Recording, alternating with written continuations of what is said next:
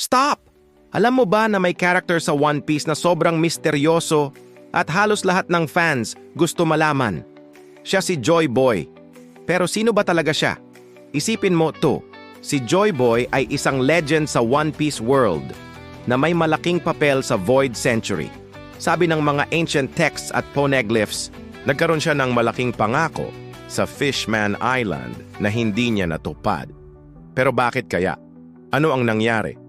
Grabe ang daming theories. May nagsasabi na si Joy Boy ay maaaring isang ancestor ni Monkey D. Luffy. Imagine mo yon?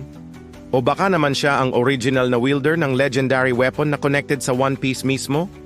At yung pinaka-mind-blowing theory, baka si Luffy mismo ang reincarnation ni Joy Boy. Napaisip ka na, no? Kung fan ka ng One Piece at may sariling theory ka tungkol kay Joy Boy, gusto kong marinig yan. Comment mo na Joy Boy Theory at huwag kalimutang mag-follow para sa mas marami pang nakakagulat na One Piece theories na tiyak magbabago ng pananaw mo sa kwento. Salamat sa panonood. Kita-kits sa susunod.